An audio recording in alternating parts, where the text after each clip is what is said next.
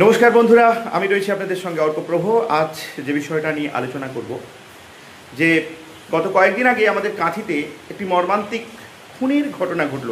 Class 10-এর একটি ছাত্রীকে তার প্রেমিক নাকি খুন করে হাত পা ভেঙে জঙ্গলে ফেলে দিয়ে গেছে। আজ আমি সরাসরি আমাদের সমাজের অভিভাবক, বিশেষত মায়েদের উদ্দেশ্যে কিছু প্রশ্ন রাখতে চাই। আমাদের চারপাশে এই যে ঘটনাগুলো ঘটছে, তা কি শুধু কয়েকটা বিচ্ছিন্ন চিত্র, নাকি এটি আমাদের এই অভিভাবকদের একটা মারাত্মক ভুলের ফল? এটা নিয়ে আজকে আলোচনা করব। এই যে আধুনিকতার নামে একটা বিপদ যেন চারিদিকে ঘটিয়ে আসছে, আমার মনে হচ্ছে। আপনারাও অবশ্যই কমেন্ট করে জানাবেন। দেখুন, আজকাল অনেক অভিভাবকই চান তাদের সন্তান আধুনিক হোক, স্মার্ট হোক। এটা খুব ভালো কথা, মানে আমি বলছি না যে আনস্মার্ট হয়ে থাকুক, স্মার্ট হোক, ভালো কথা।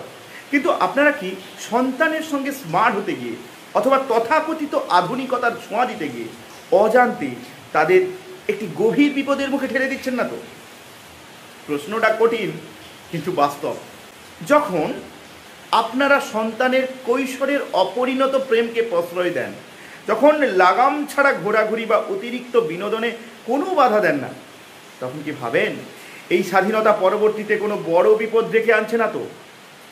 আমরা ভুলে যাই, শিশু মন আবেগ নিয়ন্ত্রণ করতে কিন্তু শেখেনি। এর পরিণতি কি হয়? এর পরিণতি হয় এক ভয়ঙ্কর পরিণতি, একটা সম্পর্ক, সেই সম্পর্ক থেকে বিচ্ছেদ, এবং সেই বিচ্ছেদ থেকে খুনোখুনি।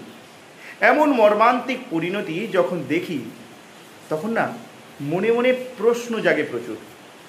এর গোড়ার কারণ কি শুধু সম্পর্ক, না এর মূল কারণ হলো লাগামহীন স্বাধীনতা আর মূল্যবোধের অভাব? হতাশার কথা হলো, পরবর্তীতে দেখা যায় যে বাবা মা সন্তানকে এত আধুনিক করে তোলার চেষ্টা করছিলেন, সেই সন্তানই তাদের কথা আর মানছে না। রাত করে বাড়ি ফেরা, বন্ধুবান্ধবদের সঙ্গে লাগাম ছাড়া পার্টিতে যাওয়া, এই সব কিছুর কারণ হয়তো একটাই: সময়ের আগে অতিরিক্ত স্বাধীনতা এবং না বলার অভ্যাস তৈরি না হওয়া। আপনারা তাদের বন্ধু হতে চেয়েছিলেন, কিন্তু পথপ্রদর্শক হতে পারেননি। বন্ধুরা, অভিভাবক হিসেবে আমাদের মনে রাখতে হবে, স্মার্টনেস মানে উগ্রতা নয়, আধুনিকতা মানে মূল্যবোধহীনতা নয়। আপনার সন্তানের কাছে সঠিক মূল্যবোধ, আত্মমর্যাদা এবং আত্মনিয়ন্ত্রণের শিক্ষাই সবচেয়ে বড় আধুনিকতা। সন্তানকে ভালোবাসা দিন, সমর্থন দিন, কিন্তু তাকে সময় মতো না বলতে শিখুন। সেই না যেন তাদের জীবনের সুরক্ষা কবচ হয়ে দাঁড়ায়।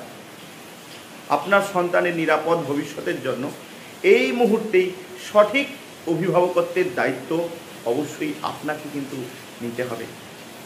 ধন্যবাদ।